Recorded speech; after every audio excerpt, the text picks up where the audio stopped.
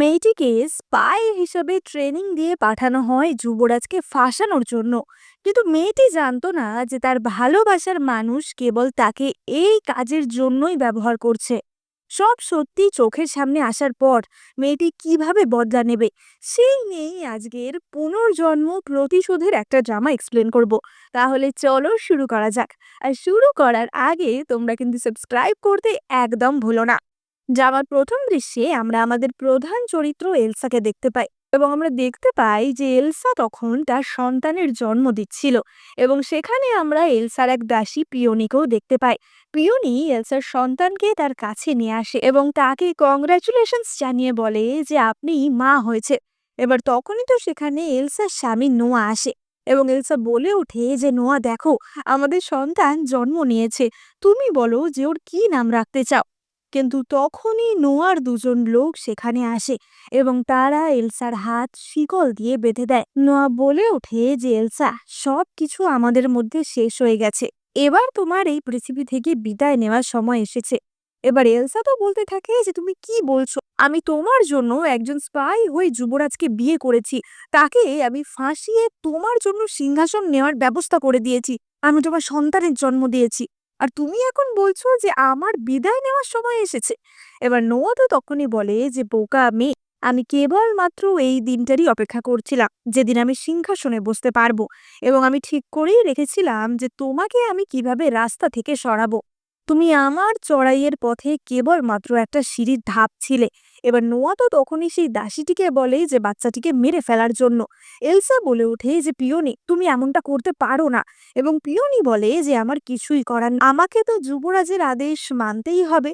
এবং তখনই সেখানে আসে এলসার সৎ বোন মলি। মলি বলে যে দিদি, তোমার রাজরানী হওয়ার স্বপ্ন স্বপ্নই থেকে গেল, এই অভিশপ্ত বাচ্চাটাকেও তোমার সাথে আমি নরকে পাঠিয়ে দেব। এবং পিওনি তখনই এলসার সন্তানকে সেখানেই মেরে ফেলে। আর এলসা তো কাঁদতে থাকে যে তুমি আমার সাথে যেটা করলে তার বদলা আমি নেবই নেব। এবং তখনই নোয়া এলসার বুকে একটি ছুরি ঢুকিয়ে দেয়। এবার তখনই সেখানে উপস্থিত হয় যুবরাজ জুলিয়ান, যার সাথে কিনা এলসার বিয়ে হয়েছিল, অর্থাৎ যার বিরুদ্ধে এলসাকে স্পাই হিসেবে পাঠানো হয়েছিল। এবার জুলিয়ানের দেহে তখনই বিষের প্রভাব শুরু হয়ে যায় এবং তার সব চুল সাদা হয়ে যায়। জুলিয়ান তো এসেই বলে যে এলসা, আমার আসতে অনেক দেরি হয়ে গেছে। এবং এলসা বলে যে না, দোষটা আমারই, আমি তোমার সাথে বিশ্বাসঘাতকতা করেছি, আমাকে তুমি ক্ষমা করে দিও। এবার জুলিয়ান তো তখনই এলসার চোখ চাপা দিয়ে তাকে কিস করে। কিন্তু ততক্ষণে সেখানে নোয়ার লোকেরা চলে আসে এবং তারা জুলিয়ানের পিঠে তলোয়ার ঢুকিয়ে তাকে মেরে ফেলে। এবং এলসাও সেখানেই মারা যায়। মারা যাওয়ার আগে এলসা বলে যে আমি যদি আরেকবার সুযোগ পাই, তোমাদের কাউকে আমি ছাড়বো না। এবং ভাগ্য এলসাকে একটা দ্বিতীয় সুযোগ দেয়। এলসার ঘুম ভাঙে তার বিয়ের দিনে। এলসা 1 বছর আগে তার জুলিয়ানের সাথে যেদিন বিয়ে হয়েছিল সেই দিনে চলে আসে।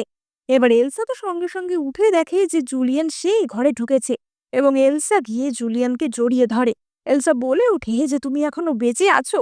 জুলিয়ান বলে যে আমি কেন বেঁচে থাকবো না, আমি বেঁচে আছি দেখে কি তুমি খুব অবাক হয়ে যাচ্ছ। এবং এলসা বলে যে জুলিয়ান, এই জীবনে আমি আর তোমার কোনো ক্ষতি হতে দেব না। জুলিয়ান তখনই বলে যে ও তাই, তাহলে স্ত্রী হিসেবে তোমার কর্তব্য পালন করো। এবং জুলিয়ান তো এলসার হাত কামড়ে তার রক্ত পান করে, এবং জুলিয়ান এলসার গলা থেকেও তার রক্ত পান করে। আসলে জুলিয়ানের শরীরে একটা বিষ ছিল, যে বিষটাকে দমন করার জন্য এলসার রক্তটা কাজে লাগতো। এবার এলসা তো তখনই বলে যে জুলিয়ান, আসলে আমি তোমাকে প্রথমেই সত্যি কথাটা বলে দিতে চাই, আমাকে নোয়া স্পাই হিসেবে পাঠিয়েছে তোমার বিরুদ্ধে কাজ করার জন্য। এবং জুলিয়ান বলে যে বাহ, তুমি সৎ, তাই দেখে আমি বেশ খুশি হলাম। এলসা বলে যে তুমি আগে থেকেই জানতে যে আমি স্পাই। এবং জুলিয়ান বলে যে এই প্রাসাদে একটা মশা নড়লেও আমি সেটা জানতে পারি, আর সেখানে এত বড় ঘটনা ঘটবে সেটা আমি জানতে পারবো না। কিন্তু তুমি তো নোয়াকে খুবই ভালোবাসো, এবং তাকে ভালোবেসে তুমি আমাকে বিয়ে করতেও রাজি হয়ে গেছিলে, তাহলে তুমি এখন আমাকে এই সত্যি কথাগুলো কেন বলছো?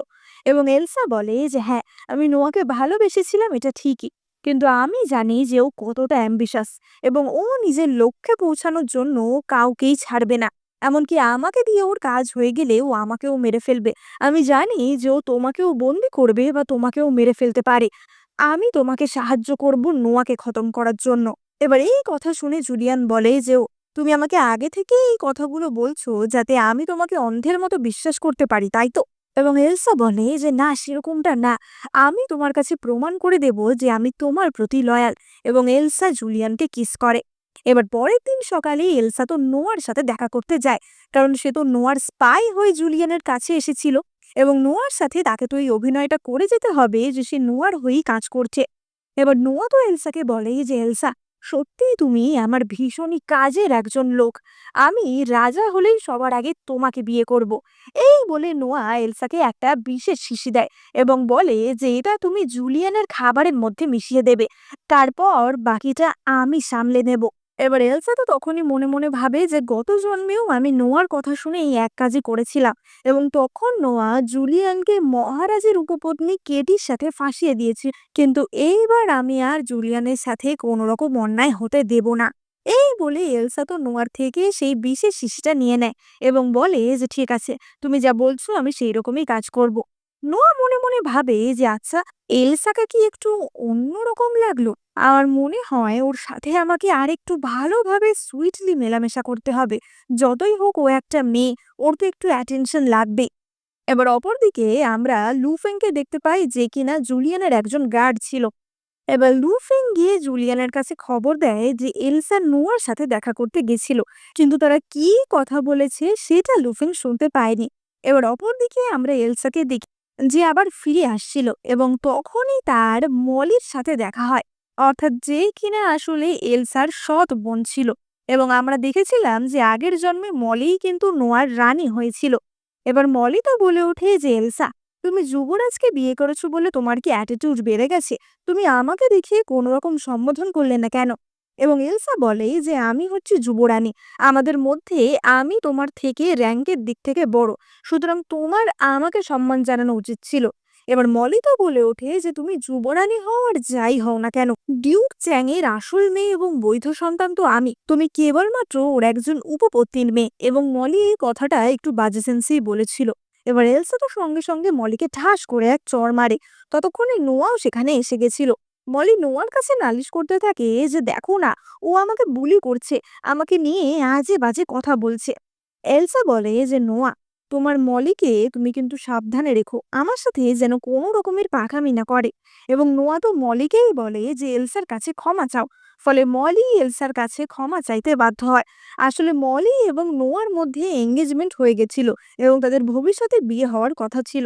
এবার আমরা রাতের বেলার দৃশ্য দেখতে এবং সেখানে আমরা মহারাজ এবং তার উপপত্নী কেটিকে দেখতে পাই। সেখানে জুলিয়ান, এলসা, নোয়া, মলি সকলেই উপস্থিত ছিল। এবার কেটি তো এলসাকে উপহার স্বরূপ কিছু চুলের কাঁটা দেয়, যেটা কিনা তাদের পারিবারিক সম্পত্তি ছিল। এবং মহারাজও জুলিয়ানকে এবার থেকে সমস্ত রাজকার্যে তাকে অ্যাসিস্ট করার কথা বলে। এবার জুলিয়ান তো এলসাকে লক্ষ্য করছিল এবং সে ভাবছিল যে এলসা কি প্ল্যান করছে, সে কি স্কিম করছে সেটা কিছুই বোঝাচ্ছে না। কিন্তু ব্যাংকুয়েট থেকে বেরোনোর পরই আমরা দেখতে পাই যে নোয়ার মাথা ঘুরতে থাকে, কারণ তার দেহে বিষের প্রভাব শুরু হয়ে গেছিল। এবার মলি তো নোয়াকে একটা পুঁটলি দিয়ে বলে যে তুমি এইটা শুঁকতে পারো, এটা শুঁকলে বিষের প্রভাব কিছুটা কমবে। আমি তাড়াতাড়ি করে চিকিৎসককে ডেকে আনছি। এবং মলি সেখান থেকে চলে যেতেই সেখানে এলসা আসে। এবং এলসা তো নোয়াকে এক লাথি মেরে দেখে যে নোয়া তখন একদমই নিজস্ব জ্ঞানে ছিল না। এবং এলসা নোয়াকে নিয়ে গিয়ে কেটির রুমে, অর্থাৎ মহারাজের উপপত্নী কেটির রুমে শুইয়ে দেয়। এবার কেটি তো এসে দেখে যে সেখানে নোয়া বসে রয়েছে, এবং কেটিকে নোয়াই স্পাই হিসেবে লাগিয়েছিল মহারাজের কাছে থাকার জন্য। মানে উপপত্নী কেটিও আসলে নোয়ার একজন স্পাই ছিল। এবার নোয়া সেই ড্রাগসের ঘোরে কেটিকে এলসা ভেবে বসে এবং সে কেটির সাথে রোম্যান্স করতে লেগে যায়। এবার এলসা তো ততক্ষণে মহারাজ এবং জুলিয়ানকে সেখানে ডেকে আনে। মহারাজ বলে যে এলসা, কি ব্যাপার, এত রাতে তুমি আমাদের কেন ডেকেছো? এবং এলসা তখন একদম ভোলা ভালা সেজে বলে যে মহারাজ, বলতে আমার ভীষণই লজ্জা করছে, আপনি নিজে গিয়ে দেখে নিন যে ভেতরে কি হচ্ছে। এবং মহারাজ তো ভেতরে গিয়ে কেটি এবং নোয়াকে ভীষণই আপত্তিকর অবস্থায় পান। মহারাজ সঙ্গে সঙ্গে তরোয়ার বার করে নোয়ার গলায় ধরেন এবং বলেন যে তোমার এত সাহস কি করে হয়, তুমি আমার স্ত্রীর সাথে এমনটা করার চেষ্টা করছো। এবার মলি তো বুঝতে পারে যে এই বিষয়ের মধ্যে কিছু একটা গন্ডগোল রয়েছে এবং মলি সঙ্গে সঙ্গে বলে যে মহারাজ, এই বিষয়ে নোয়ার কোনোই দোষ নেই। আমি জানি যে এলসাই ওকে ফাঁসানোর চেষ্টা করেছে। এলসা নোয়ার পানীয়তে কিছু ড্রাগস মিশিয়ে ওকে এই পরিস্থিতিতে নিয়ে এসেছে। এবার জুলিয়ান তো তখনই বলে ওঠে যে কিন্তু ব্যাংকুয়েটে আমরা সবাই ছিলাম, তাহলে এলসা বিষ কখন মেশালো? এবং মলি তখনই বলে যে এলসা ব্যাংকুয়েটের আগেই আমাদের সাথে দেখা করতে এসেছিল এবং ও তখন আমাদের পানীয় অফার করে। এবার আমরা ফ্ল্যাশব্যাকে দেখতে পাই যে সত্যি এলসা তাদের সাথে দেখা করতে গেছিল। এলসা তাদেরকে বলে যে মলি, আমি তখন তোমার উপর একটু রাগ করেছিলাম, তাই জন্য মিটমাট করতে আমি এখন তোমার সাথে দেখা করতে এসেছি। এবং তখন এলসা তাদের তিনজনকেই চা অফার করেছিল এবং সেই চা এলসা কিন্তু নিজেই প্রথম পান করে। এবার এলসা তো বলে ওঠে যে কিন্তু মলি, তখন তো আমরা দুজনেও চা খেয়েছিলাম, তাহলে আমাদের উপর এর কোনো প্রভাব কেন করলো না? মলি বলে ওঠে যে নিশ্চয়ই তুমি কিছু একটা চালাকি করেছো। এবার নোয়া তো তখনই তার বাবার কাছে বলে যে মহারাজ, আমি কখনোই আপনাকে ধোকা দেওয়ার মতো এরকম কোনো কাজ করব না। আমাকে ড্রাগ দেওয়া হয়েছিল, তাই জন্যই আমি এমনটা ভুল করে করে ফেলেছি। মহারাজ বলেন যে এক্ষুনি ডাক্তার ডাকো, আমিও জানতে চাই যে এই ঘটনার সত্যতা কি। এবার তখনই তো রাজ চিকিৎসক আসে এবং নোয়ার পালস পরীক্ষা করে এবং রাজ চিকিৎসক বলে যে হ্যাঁ সত্যি নোয়াকে কিছু ড্রাগস দেওয়া হয়েছিল, যার কারণে নোয়া উত্তেজিত হয়ে পড়ে। এবং মহারাজ তখনই বলেন যে ঠিক আছে, এবার তুমি আমার উপপত্নী কেটির পালস চেক করে দেখো যে তাকে কোনো ড্রাগস দেওয়া হয়েছিল কিনা। এবং চিকিৎসক তো চেক করে বলে যে না, কেটিকে তো কোনো রকম ড্রাগস দেওয়া হয়নি। অর্থাৎ নোয়া যদিও বা ড্রাগসের ঘরে এইসব করেছে, কেটি তো সম্পূর্ণ সজ্ঞানেই ছিল। এবার কেটি তো মহারাজের পা ধরে বলতে থাকে যে মহারাজ, আমাকে ক্ষমা করে দিন, আমাকে ফাঁসানো হচ্ছে, আমি শুধুমাত্র আপনাকেই ভালোবাসি। এবং মহারাজ তো সঙ্গে সঙ্গে কেটিকে মৃত্যুদণ্ড দেন। কেটি বলে ওঠে যে মহারাজ, আমার তো এতে কোনো দোষই নেই। এবং কেটি তার চুলের কাঁটা বার করে সঙ্গে সঙ্গে মহারাজের গলায় ধরে। কেটি বলে যে বোকা বুড়ো লোক একটা, তুই আমাকে মারবি, তার আগে আমি তোকে মারবো। এবার জুলিয়ান তো তখনই বলে ওঠে যে কেটি, তুমি যে এমনটা করছো তাতে তুমি বাঁচবে ভেবেছো? তুমি তো মারা যাবেই, তোমার গোটা পরিবারও মারা যাবে, তুমি কি সেটাই চাও? এবং নোয়া তখনই এসে কেটিকে হত্যা করে। অর্থাৎ কেটি যার জন্য কাজ করছিল সেই কেটিকে হত্যা করে। নোয়া মনে মনে ভাবে যে কেটি ধরা পড়লে ওর পেট থেকে আমার ব্যাপারেও কথা বেরিয়ে যেতে পারে, সেই ভেবেই নোয়া আরও কেটিকে মেরে ফেলে। এবার মহারাজ তো তখনই নোয়াকে বলে যে আমি মেনে নিচ্ছি যে তোমাকে ড্রাগ দেয়া হয়েছিল, কিন্তু এরকমটা কখনোই একজন রাজকুমারের থেকে কাম্য নয়। তাই 6 মাসের জন্য আমি তোমাকে এই রাজকুমার পদ থেকে সরিয়ে দিলাম। এবং নোয়া বলে যে মহারাজ, আমার সাথে যে অন্যায় হয়েছে সেই অন্যায়ের ইনভেস্টিগেশন আমি নিজে করতে চাই। এবং মহারাজ সেই পারমিশন নোয়াকে দেন। এবং এলসা মনে মনে ভাবে যে আগের জন্মে নোয়া জুলিয়ানের ক্ষতি করার জন্য কেটিকে স্পাই হিসেবে লাগিয়েছিল। এই জন্মে আমি আগেই কেটিকে সরাতে পেরেছি, এবার খালি নোয়া আর মলিকে সরাতে হবে। এবার নোয়ারও তো সন্দেহ হয় যে নিশ্চয়ই এলসাই কিছু একটা করেছে। এবং নোয়া এলসাকে চার্জ করে বলে যে এলসা, সত্যি করে বলো যে তুমি কি আমার বিরুদ্ধে প্ল্যান করছো? তুমি কি আমাকে মেরে ফেলতে আমি তোমাকে বলেছিলাম জুলিয়ানের ড্রিঙ্কের মধ্যে ওই বিষটা মেশাতে, তাহলে আমার এমন অবস্থা কি করে হলো? এবং এলসা তখনই বলে যে আমি চেষ্টা করেছিলাম জুলিয়ানের পানীয়তে ওই বিষটা মেশানোর জন্য, কিন্তু সেই সুযোগটা আমি পাইনি। আর তাছাড়া ব্যাংকুয়েটের পর থেকে আমার তো তোমার সাথে কোনো দেখাই হয়নি, তাহলে আমি কি করে তোমায় বিষ দেব বলো? এবং তখনই এলসা নোয়ার কোমর থেকে সেই পুঁটলিটা বার করে, যেটা কিনা মলি তাকে দিয়েছিল বিষের প্রভাব কম করার জন্য। এলসা বলে যে নোয়া, এই পুঁটলিটার ভিতর কি আছে দেখেছো তো? এটা সবসময় মলি তোমার সাথে যখন থাকে তখন ক্যারি করে। এটা এক প্রকারের অ্যাফ্রোডিসিয়াক একটা ফুল। এই ফুলটার গন্ধ শুকলে তোমার এই ধরনের উত্তেজনা হতে পারে। তাহলে আশা করি তুমি বুঝতে পারছো যে কার জন্য তোমার ক্ষতি হয়েছে। এবার নোয়া তো সঙ্গে সঙ্গে এলসাকে জড়িয়ে ধরে বলে যে সত্যিই তোমাকে ভুল বুঝেছি, আসলে আমি তোমাকে সবচেয়ে বেশি ভালোবাসি, তোমাকে আমি কি করে সন্দেহ করতে পারি বলো? এবার এইসব যখন নোয়া করছিল তখনই সেখানে জুলিয়ান আসে এবং জুলিয়ান নোয়ার গলায় তলোয়ার ধরে বলে যে নোয়া, তুমি আমার স্ত্রীর সাথে কি করার চেষ্টা করছো? এবং নোয়া তো কথা ঘুরিয়ে বলে যে আমি কিছুই করছি না, আমি আসলে এলসার কাছে ক্ষমা চাইতে এসেছি, কারণ মলি আজকে শুধুমুধু এলসার উপর দোষারোপ করছিল। এবং এই ধরনের ভুংভাং কথা বলে নোয়া তো সেখান থেকে চলে যায়। এবার নোয়া চলে গেলে জুলিয়ান এলসাকে তার একটা রুমাল দিয়ে বলে যে এলসা, আমি তোমার কথায় বিশ্বাস করছি। আমি বিশ্বাস করছি যে তুমি আমার প্রতি লয়াল না। আমি নোয়ার আর তোমার সমস্ত কথা শুনেছি, কিন্তু আমার কৌতূহল হচ্ছে যে তুমি নোয়াকে এভাবে ফাঁসালে কি করে। এবং তখনই এলসা বলে যে সে আসলে কি করেছিল। এবার আমরা ফ্ল্যাশব্যাকে দেখতে পাই যে এলসা যখন ব্যাঙ্কোয়েট শুরু হওয়ার আগে নোয়াদের কাছে গেছিল, অর্থাৎ তাদেরকে ওই চা অফার করতে গেছিল, তখনই সে কেবলমাত্র নোয়ার কাপেই বিষ মিশিয়েছিল, কারণ বিষটা এলসার নখের মধ্যে ছিল এবং নোয়ার কাপে নখটা এরম করে ট্যাপ ট্যাপ করে সেই বিষটা সে নোয়ার কাপে মিশিয়ে দেয়। তাই জন্য নোয়া এইভাবে ইনটক্সিকেটেড হয়ে গেছিল। এবং এলসা খুব ভালো করেই জানতো যে মলি তাকে ওই ফুলের পুটুলিটা দেবে, এবং সেই সুযোগটাই এলসা কাজে লাগায় এবং সে কেটি এবং নোয়াকে ফাঁসায়। এবার এলসা তো জুলিয়ানের কাছে প্রতিজ্ঞা করে যে আমি তোমাকে কথা দিচ্ছি যে আমি এই জীবনে কখনোই তোমার প্রতি বিশ্বাসঘাতকতা করব না।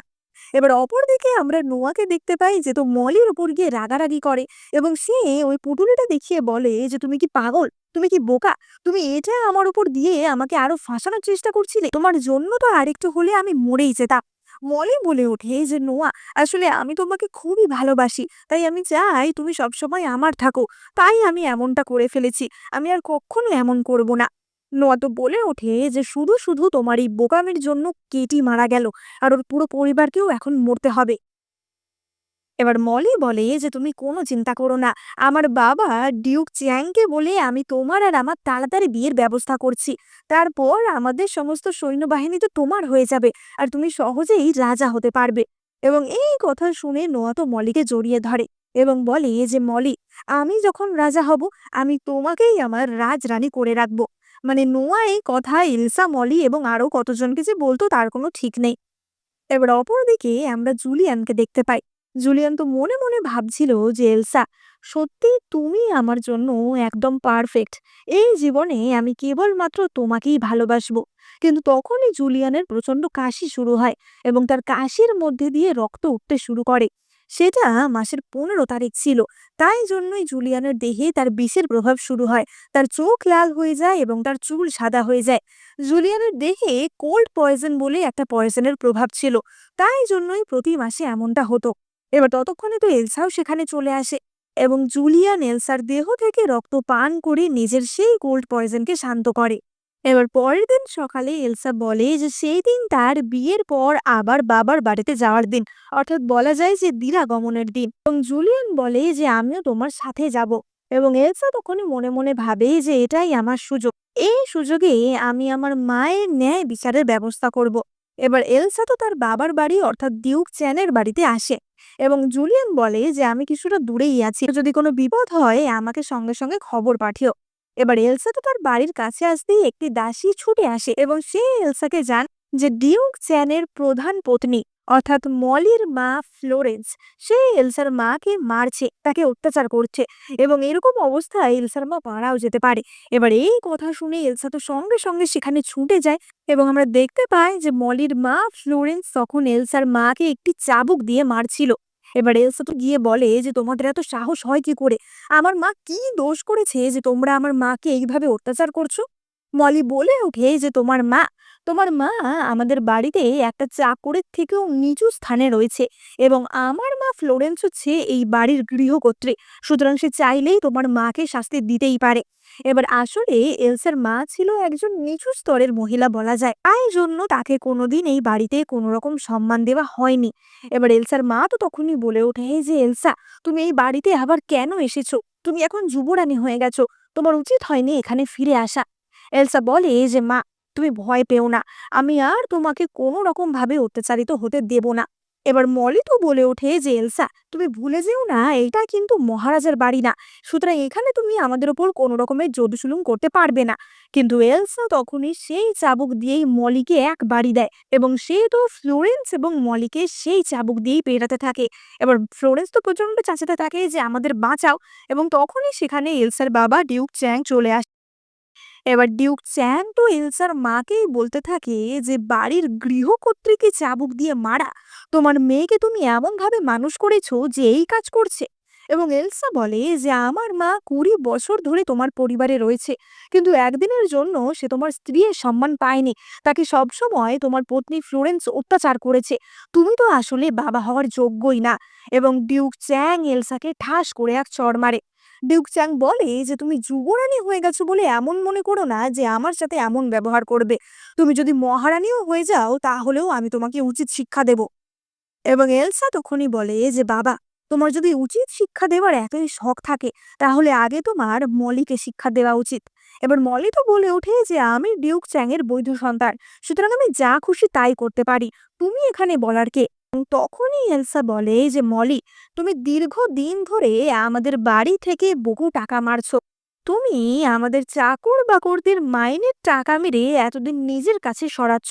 সেটা যদি প্রমাণ হয় তাহলে তোমাকে কে বাঁচাবে? এবার মলি তো তখনই এলসাকে মারতে আসে, কিন্তু এলসা মলিকে সরিয়ে দেয়। এবার ফ্লোরেন্স বলে ওঠে যে এলসা, আমি এই বাড়ির গৃহকর্ত্রী, তোমার এত সাহস হয় কি করে আমার উপর এরকম দোষারোপ করা? এবার ডিউক স্যাং তো তখনই রেগে বলে ওঠে যে তোমাদের এই চাই চাই বন্ধ করো, আমার মাথা যন্ত্রণা করছে। মলি বলে যে বাবা, আমি ইনোসেন্ট এবং সেটা প্রমাণ করার উপায় আমার কাছে আছে। এবং সে তাদের হিসাব রক্ষককে সেখানে ডেকে আনে এবং সেখানে সে একটি হিসাবের খাতা দেখায় যেখানে কিনা বাড়ির সমস্ত হিসাব লেখা থাকতো। এবার সেই হিসাবে তো কোনো গন্ডগোল ছিল না, কিন্তু তখনই এলসা অপর একটি খাতা দেখায় এবং বলে যে আমার কাছেও প্রমাণ আছে যে আসলে কি ঘটেছিল। এই হিসাবের খাতাটা আমাদের হিসাব রক্ষকের ড্রয়ারে লুকিয়ে রাখা ছিল এবং এখানেই মনে হয় বাড়ির আসল হিসাবপত্র পাবো। এবার ডিউক চ্যাং সেই হিসেবের খাতা দেখে এসে দেখে যে প্রতি মাসে বাড়ি থেকে বহু টাকা মিসিং এবং সেই সব টাকা মলি মেরেছে এবং সে তাদের হিসাব রক্ষককেও টাকা দিয়ে হাত করেছিল যাতে সে এই ধরনের মিথ্যা মিথ্যা হিসাব লিখে রাখে। এবং ডিউক চ্যাং তখনই বলে যে এবার থেকে মলিকে আমাদের ঘরের কোনো কাজেই আর ইনভলভ করা হবে না। এবার ফ্লোরেন্স তো তখনই বলে ওঠে যে আমি হচ্ছি এই সাম্রাজ্যের মহারানীর নিজের ভাই, এবং সে একটি সিলমোহর দেখিয়ে বলে যে আমি মলির সাথে এমনটা হতে দেব না। এবার ডিউক চিয়াং তো তাতে আরো রেগে যায় এবং বলে যে তুমি মহারানীকে আমার বিরুদ্ধে ব্যবহার করছো, আমার বাড়িতে কেবলমাত্র আমার কথাই চলবে। এবং ফ্লোরেন্স তখন বলে যে ঠিক আছে, কিন্তু এলসা আজকে যেটা করলো সেটাতেও ও বড়দের অসম্মান করেছে, সুতরাং পারিবারিক নিয়ম অনুযায়ী ওরও শাস্তি পাওয়া দরকার। এবং ডিউক চ্যাং বলে যে তাও ঠিক। এবার এলসা তো তখনই তার দাসীকে ইশারা করে দেয় যে এক্ষুনি গিয়ে জুলিয়ানকে ডেকে আনো। এবার আমরা দেখতে পাই যে জুলিয়ানকে তো দাসীটি ডাকতে যায়, কিন্তু অপরদিকে মলি একটি মোটা কাঠের পাটাতন তুলে নেয় এবং সেটা নিয়ে সে এলসা এবং তার মাকে মেরে শাস্তি দিতে চায়। কিন্তু তখনই সেখানে জুলিয়ান চলে আসে। জুলিয়ান বলে ওঠে যে যুবরানীর গায়ে হাত দিচ্ছে, এত সাহস কার? মলি তো সঙ্গে সঙ্গে তার বাবার পিছনে লুকিয়ে পড়ে যে বাবা, আমাকে বাঁচাও। এবার ডিউক চ্যাং এবং বাকিরা তো সঙ্গে সঙ্গে এলসা এবং জুলিয়ানের কাছে হাঁটু গেড়ে মাথা নিচু করে ক্ষমা চায় যে আমাদের ক্ষমা করে দিন। এবং জুলিয়ান বলে যে এলসা, তুমি ওদের কি শাস্তি দিতে চাও সেটা তুমিই বলো। এবং এলসা মলি এবং ফ্লোরেন্সকে 50 ঘা চাবুকের বাড়ি দেওয়ার শাস্তি দেয়। এবার ফ্লোরেন্স তো বলে ওঠে যে এলসা, তুমি তোমার ক্ষমতার অপব্যবহার করছো, এটা হতে পারে না। এবং ডিউক চ্যাং তখনই তাকে ঠাস করে চড় মেরে চুপ করিয়ে দেয় যে তুমি একদম চুপ করো, মুখ বুঝে এই শাস্তি তুমি সহ্য করো। এবং এলসার কথা অনুযায়ী শয়তান মা বেটিকে 50 ঘা লাঠির বাড়ির শাস্তি দেওয়া হয়। এবার ডিউক চ্যাং তো বলে ওঠে যে এলসা, এবার কি তোমার শান্তি হয়েছে? 50 ঘা বেতের বাড়ি কি তোমার কাছে যথেষ্ট? এবং এলসা বলে যে যথেষ্ট, যথেষ্ট থেকে এখনো অনেক দূরে আছি আমরা। আমার এবং আমার মায়ের ওপর যা অত্যাচার হয়েছে সেটা এই এক জীবনেও আমি শোধ তুলতে পারবো না। এবার তখনই তো এলসার মা তাকে থামিয়ে দেয় যে এলসা, তুমি এমনটা করো না, আমি জানি তুমি আমাকে ভালোবাসো, কিন্তু ওদের সাথে এমনটা করার কোনো দরকার নেই। এবং এলসা তখনই তার বাবাকে বলে যে তুমি আমার মায়ের থেকে যে সমস্ত জিনিস নিয়ে নিয়েছিলে, তার যে দোকানটা ছিল এবং তার হারিয়ে যাওয়া সম্মান, সেই সব কিছু তুমি আমার মাকে ফিরিয়ে দেবে। এবং ডিউক চ্যাং তাতে রাজি হয় এবং তখনই জুলিয়ান এলসাকে কোলে তুলে নেয় এবং সে এলসাকে নিয়ে সেখান থেকে চলে যায়। এবার বাড়ি এসে জুলিয়ান তো তাকে দেখায় যে সে এলসার জন্য অনেক উপহার কিনে এনেছিল এবং তখনই আমরা দেখতে পাই যে জুলিয়ান এলসাকে একটি মাথার কাঁটা দেয়, যেটা কিনা সে আগের জন্মেও দিয়েছিল। জুলিয়ান তো বলে ওঠে যে এলসা, তুমি কি চাও মলি আর ফ্লোরেন্সের থেকে প্রতিশোধ নিতে? তাহলে কিন্তু এক রাতের মধ্যেই আমরা ওদের মেরে ফেলতে পারি। এবং এলসা বলে যে মেরে ফেলাটা তো অনেক সহজ হয়ে যাবে, আমার আসল লক্ষ্য হচ্ছে নোয়া, আগে আমি ওর থেকে বদলা নিতে চাই। কিন্তু এইসব কথা বলতে বলতেই জুলিয়ান হঠাৎই খুবই অসুস্থ হয়ে পড়ে এবং তখনই এলসা জুলিয়ানের হাত কেটে তার হাতের থেকে একটু রক্ত নেয়। এবার জুলিয়ান তো বলে ওঠে যে তুমি এটা কি করছো, তুমি কি আমাকে মারার চেষ্টা করছো নাকি? এবং এলসা বলে যে কখনোই না, আমি চাই যেন তুমি দীর্ঘায়ু হও। এই বলে এলসা সেই রক্তটা নিয়ে সেখান থেকে চলে যায়। এবার জুলিয়ান তো তখনই তার গার্ড লুফেনকে ডেকে বলে যে এলসা কি করছিল, এবং লুফেন জানায় যে এলসা তার রক্তের স্যাম্পেলটা নিচ্ছিল। জুলিয়ান তো বুঝতে পারে না যে এলসা এমনটা কেন করছে। তো আমরা দেখতে পাই যে এলসা সেই রক্তের নমুনা নিয়ে, সেই বিষাক্ত রক্তের নমুনা নিয়ে একজন হিলারের কাছে আসে কিনা একটা ভয়ঙ্কর গুহার মধ্যে থাকতো, যেখানে কিনা সচরাচর কোনো লোক যেত না। এবং সেই গুহার আশেপাশে আমরা অনেক মরার পুলি, হাড় এবং অনেক নোংরা নোংরা জিনিস দেখতে পাই। এবার হিলারটি তো বলে ওঠে যে এলসা, তুমি অনেকদিন হলো আমার কাছে আসোনি, কি ব্যাপার? তুমি যখন আমার কাছে এসেছিলে আমার থেকে শিক্ষা গ্রহণ করার জন্য, আমি কিন্তু তোমাকে একদমই পছন্দ করতাম, কিন্তু পরে আমি বুঝতে পারি যে তুমি হচ্ছে আমার বেস্ট স্টুডেন্ট। এবার আমরা ফ্ল্যাশব্যাকে দেখতে পাই যে এলসা এই হিলারটির কাছে আগেও এসেছিল। যখন নোয়া তাকে স্পাই হওয়ার জন্য ট্রেনিং দিচ্ছিল, তখনই এলসাই হিলারটির কাছে আসে। হিলারটি তাকে বলেছিল যে আমার পিছনে এসব কঙ্কালের খুলি দেখতে পাচ্ছ, এরাও কিন্তু আমার এক্সপেরিমেন্টেরই বিষয় ছিল, এবং এদের মধ্যে কেউই কিন্তু আজকে আর বেঁচে নেই। তা তুমিও কি চাও যে তোমার সাথে এমনটাই হোক? আসলে আগের বার এলসা এসেছিল অন্য একটা উদ্দেশ্য নিয়ে, এবং সেই জন্য এই হিলারটি তাকে প্রায় 12 ঘন্টা একটি বিষাক্ত দ্রবণের মধ্যে চুবিয়ে রেখেছিল, যার ফলে কিনা এলসার রক্তটা একটু পরিবর্তন হয়ে গেছিল, যেটার জন্যই জুলিয়ানের এই পয়জনটা এলসার রক্ত খেলে শান্ত হয়। এবং সেটা কিন্তু এলসা নোয়ার হয়ে কাজ করার জন্যই এসেছিল, যেহেতু তাকে জুলিয়ানকে বিয়ে করতে হবে নোয়ার স্পাই হয়ে, তাই জন্যই এলসাই হিলারের কাছে আগেরবার এসেছিল। কিন্তু এইবার এলসা এসেছে অন্য উদ্দেশ্য নিয়ে। এইবার সে জুলিয়ানকে ঠিক করার উদ্দেশ্য নিয়ে এসেছে। এবার হিলারটি তো বলে ওঠে যে তুমি এখন আমার কাছে কি জন্য এসেছো? তুমি কি আমার শিষ্য হতে চাও? তোমার সেই প্রেমিক তোমাকে নিশ্চয়ই ছেড়ে দিয়েছে, তাই না? আমি জানতাম যে ওই বেটা একটা বদমাস।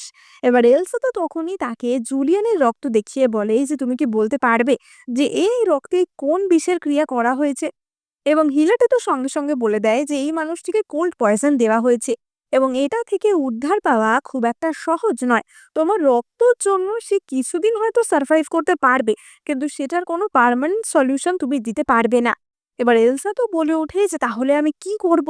তুমি আমাকে বলে দাও যে এটার কি ওষুধ রয়েছে। এবং হিলাটে তখনই বলে যে সে তো আমি বলে দেবই, কিন্তু তার বদলে তোমাকেও তো আমায় কিছু দিতে হবে, তাই না? আমি সারা জীবন স্ত্রী বা সন্তান ছাড়াই কাটিয়েছি, তাই জন্য আমি ভাবছি যে যদি তুমি আমার কাছে সারেন্ডার করো। এবং এলসা তো এই কথা শুনে তার রূপটি খুলে ফেলে, এবং তখনই হিলাটি তাকে থামিয়ে দিয়ে বলে যে না না, আমি বুঝতেই পারছি যে তুমি তার মানে এই মানুষটাকে খুব ভালোবাসো। ঠিক আছে, আমি এই মানুষটার জন্য একটা অ্যান্টিডোট বানিয়ে দেব, কিন্তু আমার একটা শর্ত আছে। তার জন্য তোমায় আমার শিষ্য হতে হবে, যাতে আমার এই ট্যালেন্ট তোমার মাধ্যমে আরো ভবিষ্যতের প্রজন্মের মধ্যে ছড়িয়ে পড়ে। এবং এলসা তো তাতে রাজি হয়ে যায়। এবার ওদিকে লুফেং তো এলসার ওপর নজর রেখেছিল, এবং লুফেং এলসার এইখানে যাওয়ার কথাটা গিয়ে জুলিয়ানকে বলে। এবার এলসা ফিরে আসতেই জুলিয়ান বলে যে তুমি কোথায় গেছিলে? এবং এলসা তাকে বলে যে জুলিয়ান, আমি ওই বিখ্যাত হিলারের কাছে তোমার রক্ত দিয়ে এসেছি, সে বলেছে তোমার জন্য অ্যান্টিডোট বানিয়ে দিতে পারবে। এবার জুলিয়ান তো বলে ওঠে যে কিন্তু ও তো সহজে কারো চিকিৎসা করে না, তাহলেও তোমার কথায় কেন রাজি হলো? তার বদলেও তোমার থেকে কি চেয়েছে? নিশ্চয়ই কিছু একটা ডিল করেছো তোমরা। এবং এলসা তখনই বলে যে তেমন কিছু না, ও আমাকে ওর শিষ্য হতে বলেছে। এবং এলসা বলে যে জুলিয়ান, তোমাকে সারিয়ে তোলার জন্য আমি যা হোক তাই করতে পারি। এবার পরের দিন তো এলসা আবারও নোয়ার সাথে দেখা করতে যায়, কারণ নোয়া তো এখনো জানতো না যে এলসা তার এগেনস্টে চলে গেছে। এবার নোয়া এলসার জন্য ফুল নিয়ে দাঁড়িয়েছিল, এবং সে বলে যে কি ব্যাপার এলসা, তোমার আসতে এত দেরি হলো কেন? এলসা বলে যে আসলে জুলিয়ান আমাকে ছাড়তে চাইছিল না, তাই জন্য। এবার নোয়া তো রেগে গিয়ে বলে যে কি, জুলিয়ান তোমাকে ছুঁয়েছে? এবং এলসা বলে যে কি করব বলো, একটা পুরুষের বিশ্বাস জেতার জন্য এটাই হচ্ছে সবচেয়ে ভালো সুযোগ। আশা করি তুমি এর জন্য আমার উপর রাগ করবে না। এবং নোয়া বলে যে না, কখনোই না। তুমি আমার চোখে সবচেয়ে পবিত্র মহিলা। একবার আমি রাজা হয়ে যাই, তারপর তো আমি তোমাকেই রানী বানাবো। এবং জুলিয়ান এলসাকে বলে যে এলসা, তোমাকে যতদিন আমি স্পাইয়ের ট্রেনিং দিয়েছিলাম তার মধ্যে তুমি জুলিয়ানের হাতের লেখা নকল করা শিখেছিলে। এবার তোমাকে জুলিয়ানের হাতের লেখা নকল করে একটা চিঠি লিখতে হবে, যার থেকে কিনা প্রমাণিত হয় যে জুলিয়ান শত্রুদের সাথে মিলিত হয়েছে, যাতে আমি জুলিয়ানকে রাজদ্রোহের দায় ফাঁসাতে পারি। এলসা বলে যে তার কোনো দরকার নেই, আমি অলরেডি সেই চিঠি লিখেই রেখেছি। এবং এলসা নোয়াকে একটা চিঠি দেখায়, যেটা কিনা সে জুলিয়ানের হাতের লেখা কপি করে লিখেছিল। এবার এই দৃশ্য তো লুফিং দেখতে পায় এবং লুফিং গিয়ে এই কথা জুলিয়ানকে বলে, এবং জুলিয়ান তখন এলসার জন্য অনেক দামি দামি কিছু জিনিস কেনার কথা ভাবছিল এবং সেগুলো দেখছিল। এবার লুফিং তো বলে যে কিন্তু মাস্টার, আপনি কি শিওর যে এলসা আপনারই দলে? কারণ ও নোয়ার সাথে এত মেলামেশা করছে, এটা কোনো ট্র্যাপ নয় তো? এবার এলসা ফিরে আসতেই জুলিয়ান তো তাকে ধরে এবং বলে যে এলসা, নোয়া কি তোমাকে বড্ড বেশি ভালোবাসতো? তুমি ওর সাথে এত কথা কেন বলছো? এলসা বলে যে কেন, তোমার কি হিংসা হচ্ছে? এবার জুলিয়ান তো বলে ওঠে যে ও কোনো দিক থেকেই আমার কম্প্যারিজনে কিছুই না। আমি যদি আকাশের তারা হই, ও তাহলে নর্দমার পচা জল। তারপরেও কেন তুমি ওর সাথে মিশবে? এবার এলসা তো বলে ওঠে যে আমি ওর সাথে মিশছি যাতে ও আমার প্রতি বিশ্বাসটা রাখে, কারণ আমি তোমার ভালো চাই। কেন, তুমি কি আমাকে ভালোবেসে ফেলেছো? এবার জুলিয়ান তো এর কোনো উত্তর দেয় এবং এলসা বলে যে ঠিক আছে, তোমায় কিছু বলতে হবে না, আমি বলছি আমি তোমায় ভালোবাসি। এবং এই কথা শুনে জুলিয়ান তো এলসাকে কিস করে। এবার অপরদিকে আমরা নোয়াকে দেখতে পাই, যে কিনা এবার পিওনিকে কাজে লাগায়। পিওনি অর্থাৎ সেই দাসীটি যে কিনা এলসার সন্তানকে আগের জন্মে মেরে ফেলেছিল। নোয়া পিওনিকে এলসার লেখা সেই নকল চিঠিটা দেয় এবং বলে যে এটা গিয়ে যে করে হোক জুলিয়ানের ঘরের আশেপাশে পুঁতে দেবে। এবার পিওনি তো সেই কাজ করতে জুলিয়ানের ম্যানশনের দিকে চলে যায় এবং সে যখন এই কাজটা করছিল তখনই জুলিয়ান আর এলসা সেখানে আসে। এবার জুলিয়ান তো সঙ্গে সঙ্গে বুঝতে পারে যে কিছু একটা গন্ডগোল আছে এবং লুফেং দেখে যে সেখানে ওই পিওনি বলে দাসীটি কিছু একটা পুঁতে দিচ্ছিল এবং সেই চিঠিটা সে জুলিয়ানকে দেখায়। জুলিয়ান বলে যে আমাকে ফাঁসানোর জন্য এরকম একটা নকল চিঠি, সত্যি করে বলো যে এটা তোমাকে কে পড়তে বলেছে? এবং পিওনি বলে ওঠে যে এটা আমাকে এলসা করতে বলেছে, ওই আপনার হাতের লেখা নকল করে এটা লিখেছে এবং আমাকে দিয়ে এই কাজটা করাচ্ছে। এবার এই কথা শুনে জুলিয়ান তো খুব রেগে যায়। সে বলে ওঠে যে এলসা, তুমি কি তার মানে নোয়ার সাথে এই প্ল্যানটাই করছিলে? এলসা বলে যে তুমি আমাকে একদিন সুযোগ দাও, তারপরেই আমি তোমাকে প্রমাণ করে দেব যে আমি কি করছিলাম। তারপর না হয় তুমি আমাকে যা ইচ্ছা শাস্তি দিও। এবং জুলিয়ান তো সেখান থেকে রেগে মেগে চলে যায়। এবং এলসা তখনই পিওনিকে বলে যে পিওনি, তোমার আমার বোঝাপড়া হওয়াটাও এবার দরকার। এবার পিওনি তো এলসার ঘরে আসে এবং সে খুব ক্যাজুয়ালি এলসার চেয়ার টেবিলে বসে সেখানে ফল খেতে থাকে। মানে তার হাব ভাব এমন ছিল যে সে দাসী না সে সেখানকার মাস্টার সেটা বোঝা যাবে না। এবার এলসা তো তাকে ঠাস করে দুই চড় মারে এবং বলে যে পিওনি, তোমার জায়গাটা ভুলে যেও না, না হলে তোমাকে কিন্তু ছেঁটে ফেলতে আমার একটুও সময় লাগবে না। এবং এলসা সেখান থেকে চলে যেতেই পিওনি ভাবে যে এলসা, তোমার দিন ঘনিয়ে এসেছে, আর কিছুদিনের মাত্র অপেক্ষা, তারপর আমি তোমাকে এই চরের 10 গুণ ফিরিয়ে দেব। এবার আমরা ফ্ল্যাশব্যাকে দেখতে পাই যে আসলে এলসা আর জুলিয়ান যখন বাগানে বসেছিল তখনই তারা দেখতে পেয়ে গেছিল যে পিওনি এসে সেখানে কিছু একটা পুঁতছে এবং এলসা আগে থেকেই জুলিয়ানকে বলে দিয়েছিল যে কি হতে পারে। তাই জুলিয়ান যে এলসার উপর রাগারাগিটা করেছিল সেটা সম্পূর্ণটাই অভিনয় ছিল, পিওনির সামনে দেখানোর জন্য। এবার এলসা তো পিওনির ওপর অত্যাচার করে এবং বলে যে 10 বছর বয়সে আমি তোমাকে ব্রথেল থেকে বাঁচিয়েছিলাম, তোমাকে আমি নিজের ছায়ায় বড় করেছি, আর এখন তুমি আমার সাথেই বিশ্বাসঘাতকতা করতে চাও? তোমাকে আমি দুটো অপশন দিচ্ছি। এক, তুমি আমার হয়ে কাজ করবে এবং নোয়া আর মলির ওপর নজর রাখবে। এবার পিওনি তো বলে ওঠে যে আমি কখনোই সেটা করব না। এলসা বলে যে ঠিক আছে, তাহলে তোমার দ্বিতীয় অপশন হচ্ছে যে তোমাকে এক্ষুনি আমি মেরে ফেলবো। ফলে পিওনি এলসার হয়ে কাজ করতে রাজি হয় এবং এলসা তখনই পিওনিকে একটা ওষুধ খাইয়ে দেয়, যেটা কিনা এক ধরনের পয়জন ছিল, যেটার অ্যান্টিডোট কেবলমাত্র এলসার কাছেই ছিল। তাই পিওনি বাধ্য হয় এলসার হয়ে কাজ করতে। মানে এলসা এক প্রকার পিওনিকে ব্ল্যাকমেলই করে। এবার পিওনি তো নোয়া আর মলিকে গিয়ে বলে যে তার কাজ হয়ে গেছে এবং সে সেই নকল চিঠিটা জুলিয়ানদের বাগানে পুঁতে দিয়েছে। কিন্তু তখনই নোয়া লক্ষ্য করে যে পিওনির হাতে দাগ। নোয়া বলে যে পিওনি, তোমার হাতে কি হয়েছে? পিওনি বলে যে না না কিছু না, আসলে মাটি খুঁড়তে গিয়ে হয়তো লেগে গেছিল। এবং মলি তো বলে ওঠে যে একজন দাসীর হাতে লাগলো কি লাগলো না সেই নিয়ে আমাদের মাথা ঘামানোর কি আছে, এবং তারা সেই বিষয়টায় পাত্তা দেয় না। নোয়া বলে যে ঠিকই, ও একটা দাসী, যতদিন ওকে দরকার ব্যবহার করব, তারপর ওকে খতম করে ফেলবো, কারণ কোনো প্রমাণ তো রাখা যাবে না। যাই হোক, এবার নোয়ার প্ল্যান অনুযায়ী সে তো জুলিয়ানদের বাগানে আসে এবং সে সবার সামনে এটা দেখাতে চাইছিল যে জুলিয়ান আসলে ট্রেটার, সে রাজ্যের সাথে বিশ্বাসঘাতকতা করছে। জুলিয়ান বলে যে নোয়া, আমার কাছে প্রমাণ আছে যে তুমি শত্রুপক্ষের সাথে মিলিত হওয়ার চেষ্টা করেছো, তাই জন্য আমরা তোমার ম্যানশন সার্চ করতে এসেছি। এবং জুলিয়ান নোয়ার বাগানের মাটি খুঁড়ে সেই লেটারটি বার করে, কিন্তু সে জানতো না যে এই চিঠিটা আসলে তার দেখা সেই আগের চিঠিটা না। এবার সেই চিঠি তো মহারাজের সামনে পেশ করা হয় এবং নোয়া বলে যে জুলিয়ান বিশ্বাসঘাতক, তাকে শাস্তি দেওয়া উচিত, ইত্যাদি ইত্যাদি। জুলিয়ান বলে ওঠে যে কিন্তু মহারাজ, এই চিঠি যে আমারই লেখা তার কি কোনো প্রমাণ রয়েছে? এবং তখনই নোয়া বলে যে এতদিন ধরে এলসা তার সাথে থাকে, সুতরাং নিজের স্বামীর হাতের লেখা নিশ্চয়ই এলসা চিনবে, তাই এলসাকেই ডাকা হোক এটা দেখার জন্য যেটা জুলিয়ানের হাতের লেখা কিনা।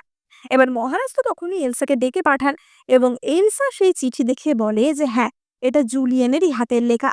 এবার মহারাজ তো সঙ্গে সঙ্গে জুলিয়ানকে শাস্তি দিতে চান, কিন্তু এলসা বলে যে মহারাজ, শাস্তি দেওয়ার আগে আপনি একবার চিঠিটা দেখুন, চিঠিতে কি লেখা আছে সেটা একবার দেখে নিন, তারপর না হয় আপনি শাস্তি দেবেন। এবং মহারাজ সেই চিঠি খুলে দেখে চমকে যায়, কারণ সেই চিঠিতে জুলিয়ানের হাতের লেখাই ছিল। এটা কিন্তু ঠিকই, জুলিয়ান সেই চিঠিতে তার বাবার প্রশংসা করেছিল, তার বাবা তার চরিত্র গঠনে, তার জীবন গঠনে কতটা অবদান রেখেছে সেই নিয়ে নানা প্রশংসামূলক কথাবার্তা লিখেছিল, এবং সেটা লিখেছিল নিজের রক্ত দিয়ে। এবার নোয়া তো বলে ওঠে যে এটা কি করে সম্ভব, আমি যখন চিঠিটা উদ্ধার করলাম তখন তো সেখানে অন্য কিছু লেখা ছিল। মহারাজ বলেন যে তুমি নিজের চোখেই দেখো কি লেখা আছে, এবং সেই চিঠি দেখে নোয়ার তো মাথা খারাপ হয়ে যায়। এলসা বলে যে নোয়া, তুমি জুলিয়ানকে ফাঁসানোর জন্য এত উত্তেজিত কেন? তুমি কি ওর জায়গায় নিজে যুবরাজ হতে চাও? এবং তখনই নোয়া বলে যে মহারাজ, আমাকে আপনি ক্ষমা করুন, আমাকে আপনি আর একটা সুযোগ দিন। আমি সত্যি কথাই বলছি যে যে চিঠিটা আমি পেয়েছিলাম সেটা এই চিঠি ছিল না। এবং মহারাজ বলেন যে ঠিক আছে, হতে পারে যে তোমাদের দুই ভাইয়ের মধ্যে ঝামেলা লাগানোর জন্যই এমনটা করেছে, তাই তুমি এই ব্যাপারটা খতিয়ে দেখো। এবার এলসা তো ভেবেছিল যে এই বিষয়টাকে ইস্যু করেই সে নোয়াকে ফাঁসিয়ে দিতে পারবে, কিন্তু মহারাজ তো এইবারেও নোয়াকে শাস্তি দেন না। তাই জন্য এলসা নিজেই ছুরি হাতে ছুটে যায় নোয়াকে মারার জন্য, কিন্তু তাকে জুলিয়ান আটকে দেয়। জুলিয়ান বলে যে এলসা, এত তাড়াহুড়ো করলে হবে না, আমরা যদি কোনো প্রমাণ ছাড়া জুলিয়ানকে মেরে ফেলি তাহলে কিন্তু সম্পূর্ণ দোষটা তোমার হবে, এবং একজন রাজকুমারকে মারার জন্য তোমার কি শাস্তি হতে পারে সেটা তো তুমি জানোই। আমি তোমাকে কখনোই হারাতে চাই না। এলসা বলে ওঠে যে আমি বদলা চাই, আমি নোয়ার থেকে বদলা নিতে চাই। এবং জুলিয়ান বলে যে তুমি আরেকটু অপেক্ষা করো, আমরা সঠিক সুযোগ বুঝে বদলা নেব। এবং এলসা তো তখনই বলে ওঠে যে জুলিয়ান, তুমি বুঝবে না যে আমি নোয়াকে এতটা কেন ঘৃণা করি। আমি তোমাকে বলছি, কারণ আমার পুনর্জন্ম হয়েছে। আগের জন্মে আমি নোয়াকে প্রচন্ড ভালোবেসেছিলাম, ওকে ভালোবেসে আমি তোমার সাথে বিশ্বাসঘাতকতা করেছিলাম, তোমার সাথে বিয়ে যাতে নোয়াকে সিংহাসনে বসাতে পারি, কিন্তু তারপর ও আমাকে রাজরানী করা তো অনেক দূরের কথা, ও আমাকে মেরে ফেলে, ও আমার পুরো পরিবারকে খতম করে দেয়, এমনকি আমার সদ্যজাত সন্তানকেও মেরে ফেলে। তাই জন্য আমি বদলা আনতে চাই। এবার জুলিয়ান তো তাকে জড়িয়ে ধরে এবং বলে যে এলসা, তুমি কোনো চিন্তা করো না, যাই হয়ে যাক না কেন শেষ অবধি আমি তোমার সাথে থাকবো, এই বদলা নিতে আমি তোমায় সাহায্য করব। এবার জুলিয়ান তো ঘরে এসে এলসাকে জিজ্ঞেস করে যে এলসা, আমি তো সবই বুঝলাম, কিন্তু একটা জিনিস বুঝতে পারছি না, চিঠির লেখাটা কি করে বদলে গেল? এবং তখনই এলসা বলে যে সেটা আমি একটা চালাকি করেছিলাম। আমি প্রথমে রক্ত দিয়ে যে লেখাটা লিখেছিলাম সেটা আসলে আমি ইনভিজিবল ইঙ্ক মিশিয়ে লিখেছিলাম, তাই সেটা প্রথমে ফুটে ওঠেনি। তাই প্রথমে যখন নোয়া চিঠিটা দেখেছিল তখন সে ভেবেছিল যে এটা বিশ্বাসঘাতকতারই কোনো চিঠি, কিন্তু পরে সেই লাল লেখাটা ফুটে ওঠে, তাই মহারাজ সেটাই দেখতে পান। এবং এইভাবেই এলসা এই যাত্রায়ও জুলিয়ানকে বাঁচিয়ে দেয়। এবার আমরা পরের দিনের সকালে দৃশ্য দেখতে পাই। এলসা একটু চিন্তিত ছিল, কারণ তার মা প্রতি 3 দিন অন্তর তাকে চিঠি লিখে জানাতো যে সে ঠিক আছে কিনা, কিন্তু এইবারে প্রায় 5 দিন হয়ে গেছিল তার মা কোনো চিঠি লেখেনি। এবং তখনই এলসার কাছে একটা গুপ্ত মেসেজ আসে, যেখানে কিনা লেখা ছিল যে এলসার মাকে কিডন্যাপ করা হয়েছে। এবার এলসা তো সঙ্গে সঙ্গে ছুটে সেই দিকে যায়, এবং সে যখন ছুটে যাচ্ছিল তাকে জুলিয়ান দেখতে পায়। জুলিয়ানকে লুফেন জানায় যে এলসার মাকে সম্ভবত নোয়াই কিডন্যাপ করেছে এবং সেই এলসাকে ডেকে পাঠিয়েছে। ফলে জুলিয়ানও সেই দিকে যাওয়ার জন্য বেরিয়ে পড়ে। এবার আমরা দেখতে পাই যে নোয়া এলসার মাকে বন্দি করে রেখেছিল, কারণ নোয়া তো এবারে বুঝেই গেছিল যে এলসা তার এগেনস্টে চলে গেছে এবং এলসাকে ব্ল্যাকমেল করার জন্য বা তাকে শাস্তি দেওয়ার জন্য নোয়া এবার এলসার মাকে কিডন্যাপ করেছিল। নোয়া বলে যে এলসার এত সাহস হয় কি করে, ও আমার স্পাই হয়ে আমার বিরুদ্ধে গিয়ে কাজ করছে, তাই জন্য আমি ওর সবচেয়ে ভালোবাসার জিনিসটাকে আমার কাছে তুলে এনেছি, তাহলেই আমি ওকে সঠিক শিক্ষা দিতে পারবো। ততক্ষণে এলসা সেখানে চলে আসে এবং যে গুহাতে নোয়া এলসার মাকে বন্দি করে রেখেছিল, তার বাইরে যে গার্ডরা ছিল এলসা তাদেরকে অজ্ঞান করে দেয়। এবং এলসা তো গুহার ভেতরে ঢুকে নোয়াকে বলে যে নোয়া, আমার মাকে তুমি এখানে কেন ধরে এনেছো, আমার মাকে ছেড়ে দাও। নোয়া বলে ওঠে যে আমি একটা কুকুর পুষেছি যে আমার প্রতি লয়াল না, যে কিনা আমার দিকেই ভৌ ভৌ করছে। এবার তুমিই বলো যে সেই কুকুরের সাথে আমি কিভাবে ডিল করব। এবার নোয়া তো এলসার গলা টিপে ধরে এবং বলে যে আমি তোমাকে এখনো একটা সুযোগ দিতে পারি, তুমি জুলিয়ানকে গিয়ে মেরে ফেলো, আমার হয়ে কাজ করো, তাহলে আমিও তোমার মায়ের কোনো ক্ষতি করব না। এবং এই বলে সে একটা পিল জোর করে এলসার মুখে ঢুকিয়ে দেয়, যেটা কিনা একটা ড্রাগ টাইপের ছিল। নোয়া বলে যে এলসা, তুমি তো খুব ভালো করেই জানো যে এই পিলের কি কাজ, তা তুমিই বলো যে এবার আমি তোমার সাথে কি করব। এবং এই বলে সে এলসাকে অ্যাসল্ট করতে যায়, কিন্তু ততক্ষণে সেখানে জুলিয়ান চলে আসে এবং জুলিয়ান ধাক্কা মেরে নোয়াকে এলসার ওপর থেকে সরিয়ে দেয় এবং সে নোয়াকে ঘুষি মারতে থাকে। জুলিয়ান বলতে থাকে যে নোয়া, আমি তোমাকে মেরেই ফেলবো। এবং এলসা তখনই তাকে থামিয়ে বলে যে জুলিয়ান, এই কাজটা তুমি আমাকেই করতে দাও। এবং এই বলে এলসা তলোয়ার নিয়ে নোয়ার পুরুষাঙ্গে আঘাত করে, অর্থাৎ তাকে চিরকালের মতো নপুংসক বানিয়ে দেয়। নোয়াকে তো বাড়ি ফিরিয়ে আনা হয় এবং সেখানে আমরা নোয়ার পালক পিতা মন্ত্রী ইয়াওকে দেখতে পাই। আসলে নোয়া মহারাজের সন্তান ছিল ঠিকই, কিন্তু সে মহারানীর সন্তান ছিল না, অর্থাৎ মহারাজের অবৈধ সন্তান ছিল বলা যায়। তাই জন্য মহারাজ ছোটবেলায় তাকে মন্ত্রী ইয়াওয়ের বাড়িতে পাঠিয়ে দিয়েছিল এবং নোয়া কাইন্ড অফ মন্ত্রী ইয়াওকে নিজের বাবা হিসাবে দেখত। আমার চিকিৎসক তো নোয়াকে চেক আপ করে বলে যে নোয়া ভবিষ্যতে আর বাবা হতে পারবে না এবং মন্ত্রী ইয়াও তো বলতে থাকে যে এবার আমি মহারাজাকে কি জবাবদিহি করব। এবং অপরদিকে আমরা এলসা এবং জুলিয়ানকে দেখতে পাই। জুলিয়ান বলে যে আমাকে ক্ষমা করো এলসা, আমার জন্যই তোমাকে ওই বিপদের মধ্যে পড়তে হলো, আমি তাড়াতাড়ি গেলে এমনটা হতো না। এবং এলসা বলে যে কখনোই না, আসলে আমি তো এই বিপদগুলো নিজে ডেকে এনেছি, আমার বদলা নেওয়ার জন্যই আমি হয়তো তোমাকেও এক দুবার বিপদে ফেলেছি, তুমি আমাকে বাঁচিয়েছো এটাই অনেক। এবং তখনই জুলিয়ান বলে যে এলসা, তুমি আমাকে জিজ্ঞেস করেছিলে না যে আমি তোমাকে ভালোবাসি কিনা, আজকে আমি তার উত্তর দিচ্ছি, আমি অনেক আগে থেকেই তোমায় ভালোবাসি। এবং আমরা ফ্ল্যাশব্যাকে দেখতে পাই যে জুলিয়ান তো অনেকদিন আগে থেকেই এলসাকে চিনতো এবং সে তখন থেকেই এলসাকে পছন্দ করত। কিন্তু জুলিয়ান জানতো যে এলসা নোয়াকে ভালোবাসে, তাই জন্য জুলিয়ান কোনোদিন সেই কথাটা কনফেস করেনি। জুলিয়ান বলে যে আমি কোনোদিন তোমার প্রতি কোনো রকম ইন্টারেস্ট দেখাইনি, কারণ আমি ভেবেছিলাম যে নোয়া যদি জানতে পারে আমি তোমাকে পছন্দ করি, তাহলে হয়তো এখানে আর ও তোমাকে থাকতে দেবে না। আমি চেয়েছিলাম তুমি যেন এখানেই থাকো, কিন্তু আমি সত্যিই কৃতজ্ঞ যে তোমার সাথেই আমার বিয়ে হয়েছে। এবং এই বলে জুলিয়ান তো এলসাকে জড়িয়ে ধরে। জুলিয়ান বলে যে তুমি আমাকে কথা দাও, কোনোদিন তুমি আমাকে ছেড়ে যাবে না। এবং এলসা বলে যে আমি তোমাকে কথা দিচ্ছি, শুধু এই জন্মে কেন, কোনো জন্মেই আমি তোমাকে ছেড়ে যাব না। অপরদিকে আমরা নোয়াকে দেখতে পাই এবং তার পালক পিতা মন্ত্রী ইয়াওকে দেখতে পাই। নোয়া বলে যে বাবা, আমি বদলা চাই এবং মন্ত্রী ইয়াও বলে যে হ্যাঁ, ওই জুলিয়ান আর ওই এলসার থেকে আমি বদলা নিয়েই ছাড়বো। এবার মন্ত্রী ইয়াও তো কিছুক্ষণের মধ্যে মহারাজের কাছে আসে এবং সে সাথে করে নোয়াকেও নিয়ে আসে।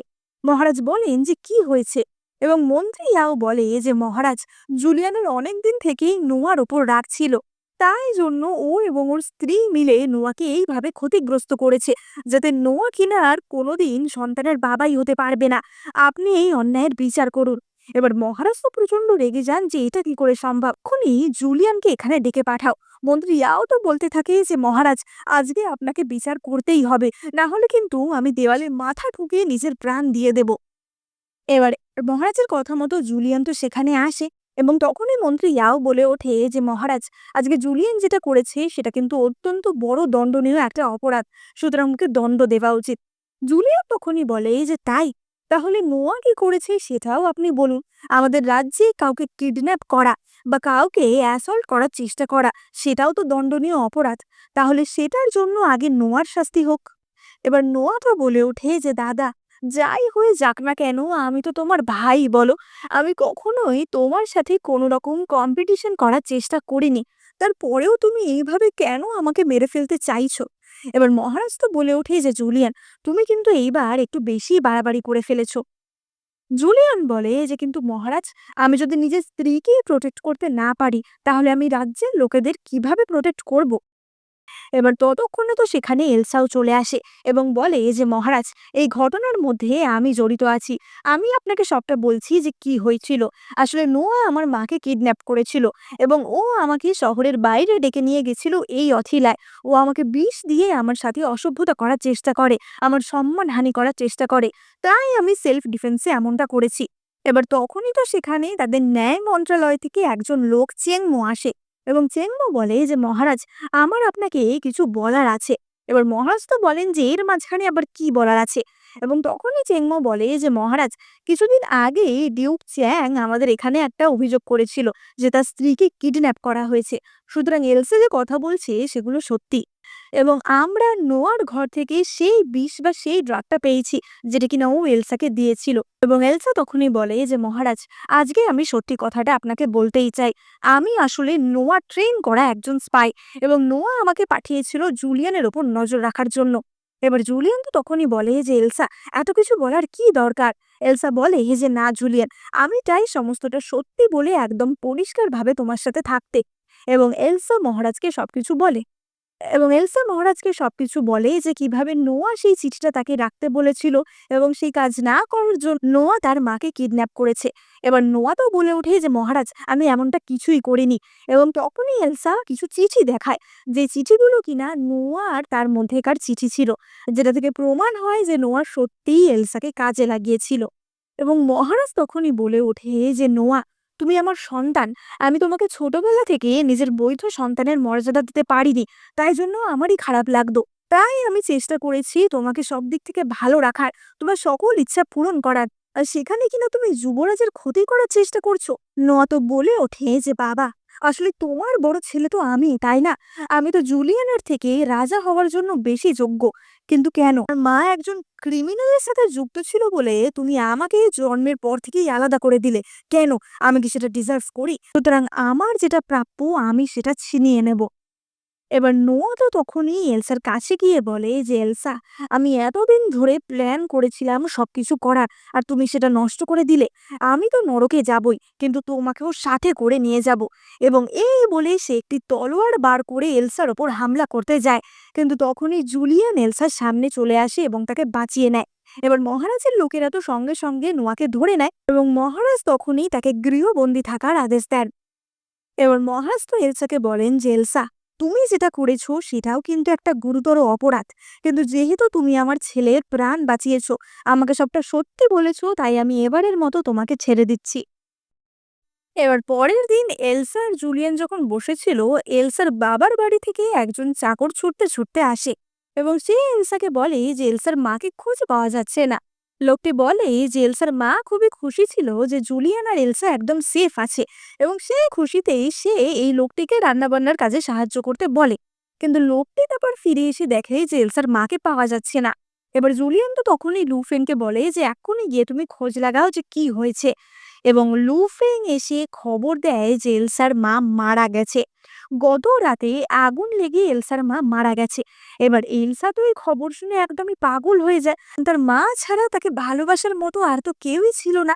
এলসা তো কাঁদতে থাকে যে আমি দ্বিতীয়বার জন্ম নিয়েও আমার মাকে বাঁচাতে পারলাম না। আমি কি দোষ করেছি যার জন্য আমার সাথে এমনটা হচ্ছে? এবার এলসা তো ঠিক করে যে এই ব্যাপারটা সে জানবে এবং যে তার মাকে মেরেছে বা তার মা যেভাবেই মারা যাক না কেন তার বদলা সে নেবে।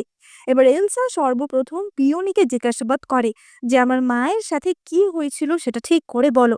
এবার এলসা তো পিওনিকে আগে থেকেই একটা বিষ দিয়ে রেখেছিল, যেটার জন্য পিওনির দেহে সবসময় পিঁপড়ে কামড়ানোর মতো অনুভূতি হতো। সে বলে যে তুমি আমাকে সত্যি করে বলো যে সেই রাতে কি হয়েছিল, তাহলেই আমি তোমাকে অ্যান্টিডোট দেব।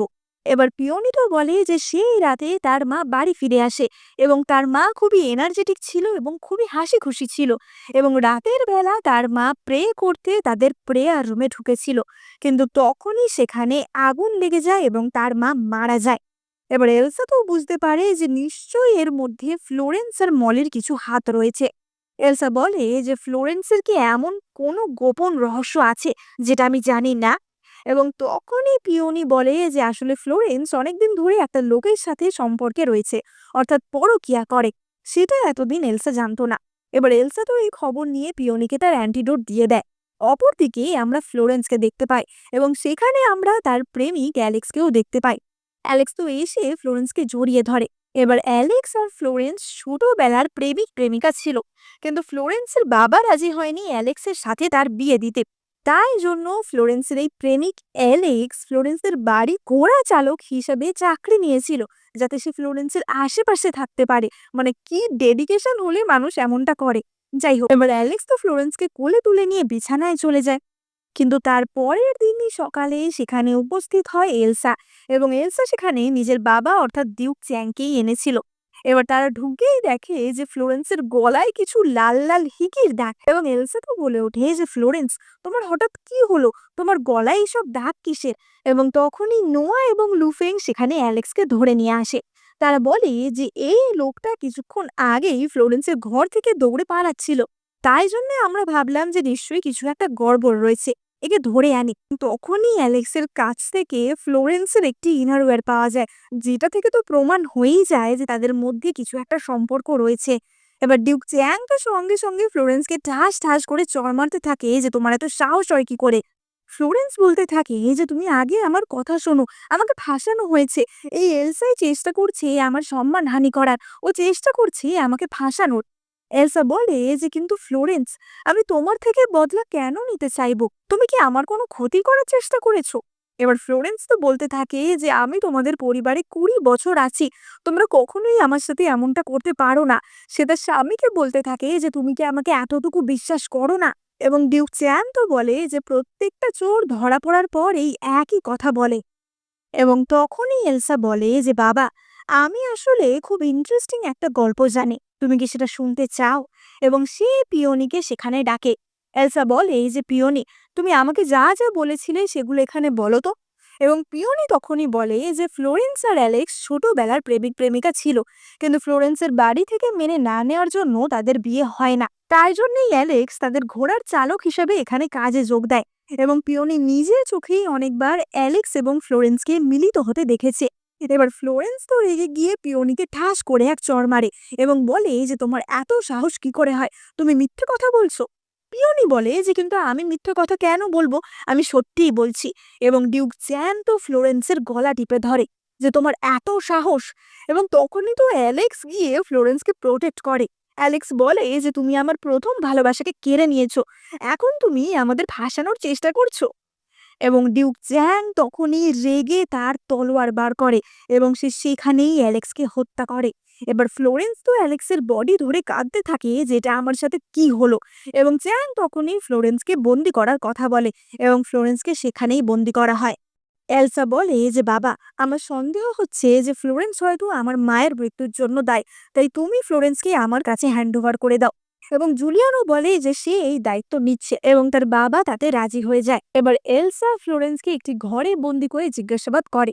ফ্লোরেন্স বলে যে আমার তো তোমার সাথে কোনো শত্রুতা নেই, তুমি এমনটা কেন করছো?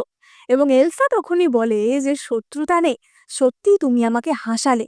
তোমার যদি শত্রুতা না থাকে তাহলে তুমি আমার মাকে মারলে কেন? এবং তখনই এলসা একটি বাক্স খুলে একজোড়া জুতো দেখায় এবং এই জুতো কোনো সাধারণ জুতো ছিল না।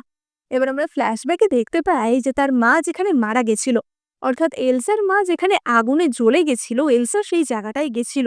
সেখানে সবকিছুই প্রায় জ্বলে পুড়ে ছাই হয়ে গেছিল, কিন্তু সেই আগুনের মধ্যে থেকে এলসা একজোড়া জুতো পায়, যেটা কিনা তার মায়ের পায়ের জুতো ছিল। এবং এই জুতোগুলো কোনো সাধারণ জুতো ছিল না। এই জুতোগুলো প্রাচীনকালে মহিলাদের উপর অত্যাচার করার জন্য ব্যবহার করা হতো। এগুলি ভেড়ার চামড়া দিয়ে তৈরি একটা স্পেশাল ধরনের জুতো ছিল, যেটা কিনা আগুনের উপর দিলে চামড়ার জুতোটা ছোট হতে থাকতো। ফলে যেই জুতো পরে আছে তার পায়ে সেই জুতো চেপে বসবে এবং প্রচন্ড কষ্টের সৃষ্টি করবে। এবং হারেমে নানা রকম অত্যাচারের জন্য এই জুতো ব্যবহার করা হতো। এবার এলসা তো বুঝতে পারে যে তার মানে তার মাকে কিরকম কষ্টের মধ্যে দিয়ে মরতে হয়েছে। এবার এলসা তো বলে ওঠে যে ফ্লোরেন্স, তোমাকেও আমি ঠিক এই একই কষ্ট ফিল করাবো। এবার ফ্লোরেন্স তখনই বলে ওঠে যে তুমি জানো না আমার বাবার বাড়ির লোকেরা কতটা শক্তিশালী, তুমি জানো না, তারা তোমাকে ছাড়বে না। এবং এলসা তখনই ফ্লোরেন্সকে একটা চিঠি দেখায় যে ফ্লোরেন্সের বাবার দিকের লোকেরাও তাকে ত্যায্য করে দিয়েছে। এবার এলসা তো ফ্লোরেন্সের হাত পা বেঁধে তাকে ওই জুতো পরিয়ে দেয় এবং তার পা একটি আগুনের ভাটির ওপর দিয়ে তাকেও সেই একই কষ্ট, একই অত্যাচার ফিল করায়। এলসা বলে যে তোমার থেকে বদলা তো আমি নেবই, কিন্তু তোমাকে কষ্ট দেওয়ার জন্য আগে আমি তোমার মেয়ের থেকে বদলা নেব। এবার ফ্লোরেন্স চেঁচাতে থাকে যে তুমি আমার মেয়ের দিকে একদমই হাত দেওয়ার চেষ্টা করবে না, কিন্তু এলসা তো দৃঢ় প্রতিজ্ঞ ছিল যে সে বদলা নেবেই। এবার এলসা গিয়ে তার বাবাকে বলে যে বাবা, ফ্লোরেন্স কনফেস করেছে যে ওই আমার মাকে মেরেছে। ডিউক চ্যান তো বলে যে সত্যি, একটা বিষাক্ত মহিলাকে আমি 20 বছর আমার জীবন সঙ্গিনী বানিয়ে রেখেছিলাম। যদি আমি আগে জানতাম তাহলে আমি তোমার মায়ের কিছু হতে দিতাম না। এবং তখনই এলসা বলে যে বাবা, যেহেতু ফ্লোরেন্স আর অ্যালেক্সের এতদিনের একটা অবৈধ সম্পর্ক ছিল, আমার সন্দেহ হচ্ছে যে মলি তাদেরই সন্তান নয় তো। এবার ডিউক চ্যান তো আরো রেগে যায় এবং বলে যে যদি সত্যি সেটা হয়ে থাকে তাহলে আমি ওই মা বেটিকে ছাড়বো না।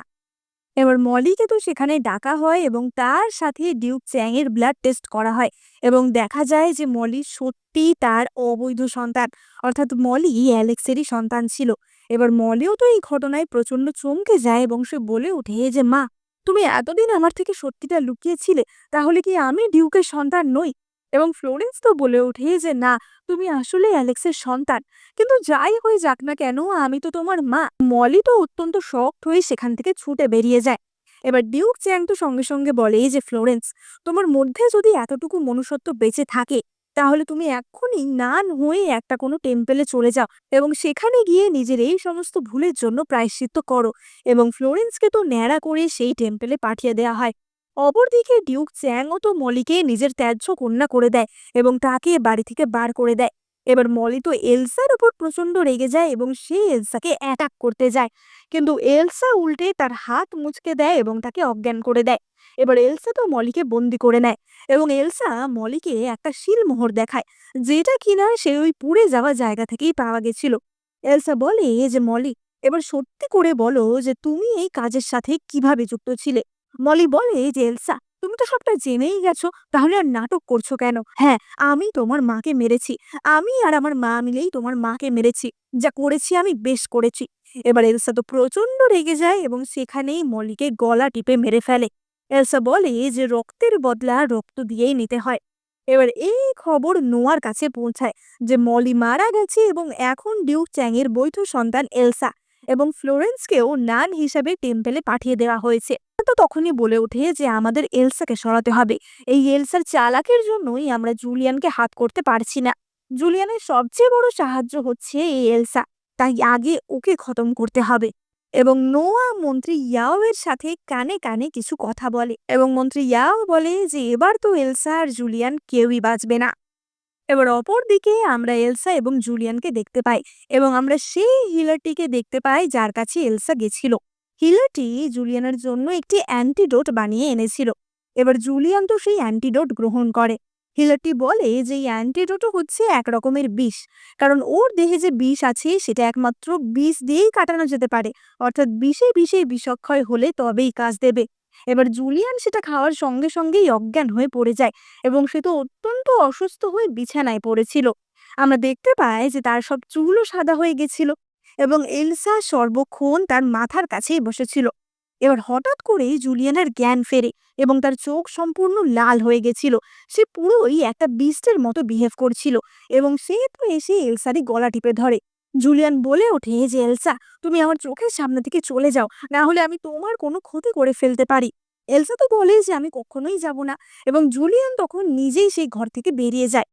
এলসা হিলারটিকে জিজ্ঞাসা করে যে এমনটা কেন হচ্ছে এবং হিলারটি বলে যে ওর ভিতরে এখন দুটো পয়জন ফাইট করছে, দেখা যাক কোন পয়জনটা জেতে ও আদৌ সুস্থ হতে পারে কিনা। এবার অপরদিকে আমরা নোয়া এবং মন্ত্রী ইয়াওকে দেখতে পাই। নোয়া বলে যে বাবা, তোমার থেকে আমার একটা শেষ সাহায্য চাই, এবার আমাদের জুলিয়ানকে পুরোপুরি মেরে ফেলতে হবে। এবার মন্ত্রী ইয়াও তো নোয়াকে নিজের সন্তানের চোখেই দেখতো, তাই জন্য মন্ত্রী ইয়াও নোয়াকে সাহায্য করতে রাজি হয়ে যায়।